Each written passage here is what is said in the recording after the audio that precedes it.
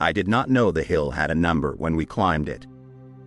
To us, on the evening of the 6th of August 1944, it was just a steep piece of ground east of Mortain, covered in hedgerows and broken apple trees. Someone said the French called it Côte 314. The map called it Hill 314. That was all. We were told to take it, dig in, and hold. I was a rifleman in Company E, 2nd Battalion, 120th Infantry Regiment, 30th Infantry Division. We had come through Normandy behind the hedgerows, inch by inch, since July. By August, the lines had started to move faster. We thought the Germans were breaking. That was the word, moving down the columns. They're pulling back. We're pushing through. That night, we climbed in the dark. The hill rose above the road junctions south of Mortain. From the top, you could see the valleys and the roads running east towards Sourdeville and Barrington. We didn't know it then, but those roads were about to fill with German armor. We dug shallow foxholes with entrenching tools that rang softly against stone. The soil was thin, chalk and roots. Hard work. No one complained. Complaining took energy, and energy was already low. At first light on the 7th of August, we heard engines. Not trucks. Not half-tracks. Deep, steady engines. Diesel. Many of them. Someone passed the word along the line. Panzers. By mid-morning, the sky was low and gray. Fog clung to the valleys. We could hear movement below us but couldn't see much. German infantry came first, probing up the slopes. We fired carefully. Ammunition was not something you wasted anymore. Then the artillery started. It wasn't a barrage like we'd known before. It came in short, violent bursts. The ground jumped. Dirt filled our mouths. Trees snapped and fell sideways like men being pushed. The sound echoed off the hill and came back at us. We still believed this was just another counterattack. That they'd hit us, pull back, and that would be it. We were wrong. By afternoon, we began to understand what we were sitting on. Down in the valleys, through breaks in the fog, I saw tanks. Panzer IVs, some Panthers, moving in columns. Too many to count. They moved with purpose, not retreat. Infantry rode on the backs. Gray uniforms. Black tankers' jackets. Later, we would learn the names. 2nd Panzer Division, 1st SS Panzer Division Leibstandarte, 2nd SS Panzer Division Das Reich, 116th Panzer Division. At the time, it didn't matter who they were. Only that there were more of them than there should have been. Our radios crackled and then went quiet. By nightfall, we were cut off. No resupply. No evacuation. No clear line back.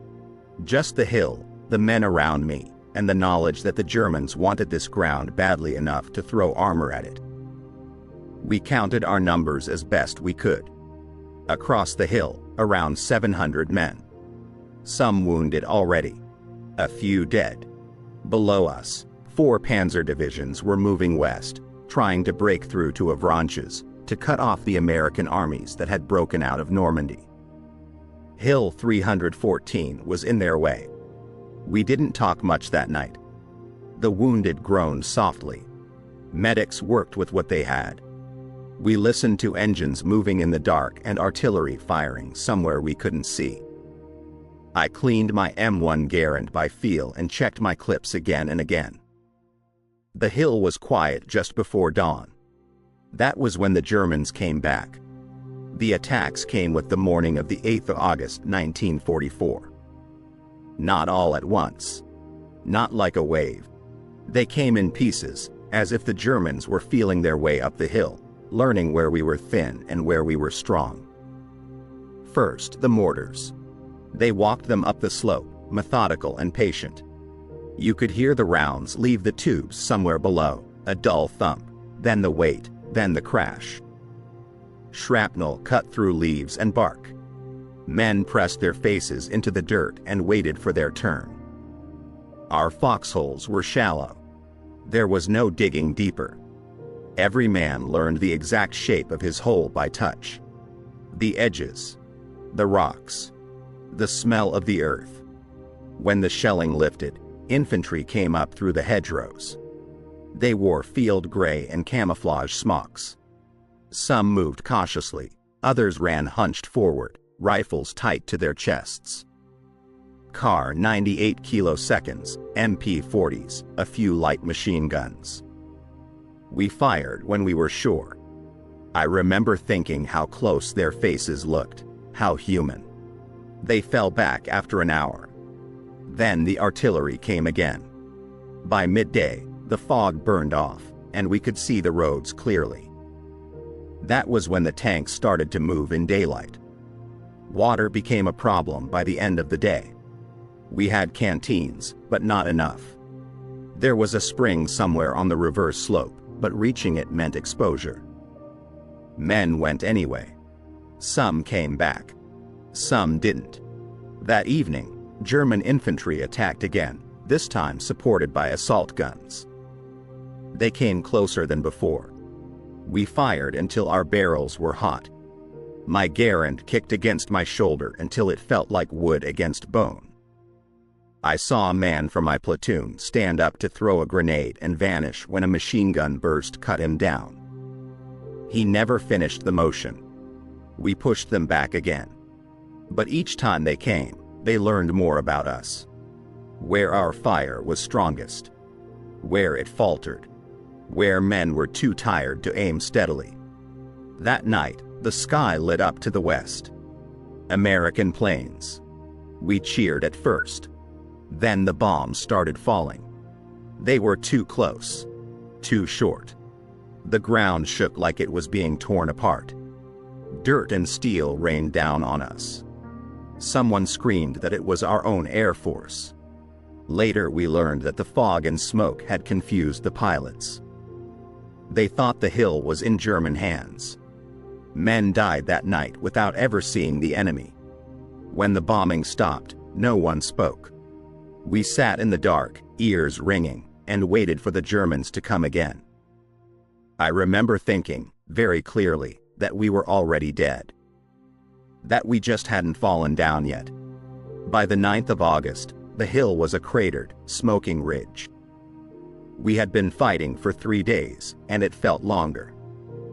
Sleep came in scraps, on the edge of exhaustion. Every man smelled of sweat, mud, and gunpowder. Blood from the wounded mixed with the chalky earth. Our ammunition was running low. Every clip counted. Every bullet saved for the moment that might matter. The Germans attacked in waves, but now they knew the hill better. Infantry advanced behind tanks and assault guns, sometimes crawling through the broken hedgerows, sometimes charging across open ground. Panzer IVs and Panthers loomed below us, their 75mm and 88mm guns firing relentlessly. We could see the shells kick up dust and rock near our positions. One knocked the side of a foxhole clean away, leaving a man buried under soil. The medics were overrun with the wounded. They moved from hole to hole, bandaging as best they could. We ran out of sulfa, and men screamed in pain. One soldier, hit in the leg, refused to let them touch him. He just lay there, silent, shaking. We had no reinforcements. Company E was all that remained on the hill, about 700 of us. Some units were cut off, others already pushed back by the German advance. Battalion headquarters had given no word of relief. Only a promise: hold Hill 314. That morning, I watched men crawl forward with grenades. Some never made it halfway. One of them, a corporal I'd eaten with the night before, disappeared in a machine gun spray. I felt nothing at first, then the emptiness settled in. Water was gone. Canteens dry. We melted snow where we could, but it was sparse. By the third day, everyone's lips were cracked, hands swollen, eyes red. The heat from the sun on the chalk burned like fire. We heard the German tanks grinding up the roads below, engines roaring, shells crashing. The hill shook with every impact. Some men screamed. Others just pressed themselves into the dirt. During lulls, we scavenged what we could from the dead. Extra ammo, grenades, even water bottles. Survival had become the only thought. The Germans tried infiltration at night, creeping through hedgerows. We caught some and killed them. Others reached our rear foxholes, and hand-to-hand fights broke out in the mud. I can still feel the cold steel of a bayonet against my shoulder, the smell of blood and sweat. By the 10th of August, fatigue and fear had dulled every sense. The artillery never stopped. The tanks never stopped. The infantry never stopped. We were holding, yes, but just barely. Every man knew that one mistake could mean the end. And yet, somehow, the hill remained ours. I don't know why. Maybe it was the luck of exhaustion. Maybe the Germans underestimated us. Maybe they were too confident in their armor to believe a few hundred Americans could resist. That night, I looked around at the men. Faces pale, eyes hollow, uniforms torn and bloodied. We had survived 3 days of hell. None of us spoke much. No one laughed. No one cried. Only the wind through broken trees and the distant groan of engines below. And still, we knew it wasn't over. By the 11th of August, 1944, the Germans had thrown everything they had at Hill 314. 4 Panzer divisions. Infantry, tanks, assault guns, artillery, Luftwaffe strafing. It was relentless.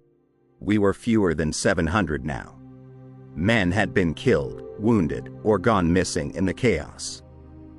Foxholes were deeper, dug into broken chalk and soil, reinforced with rocks and branches. Every man had a weapon in hand, every clip loaded, grenades at the ready. The attack started before dawn. First, a shell landed close to my foxhole. I remember being lifted, thrown back down, my ears ringing. Dust and chalk filled my mouth. A buddy next to me screamed. When I opened my eyes, he was gone.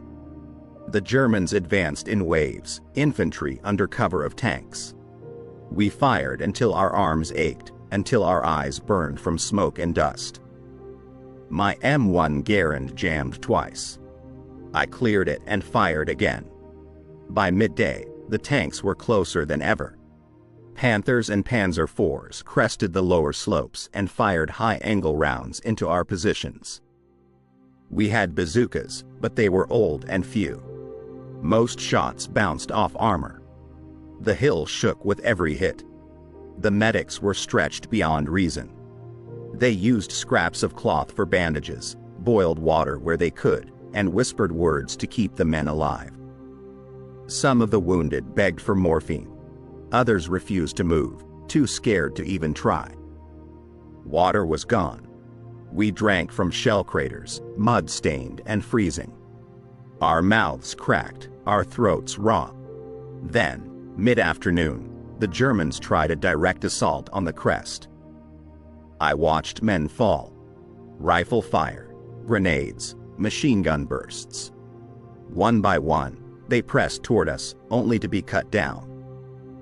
It was terrifying to see so many die and yet feel powerless to stop it. Somehow, against all odds, we held. By evening, the Germans pulled back, regrouped. But they would return. We knew it.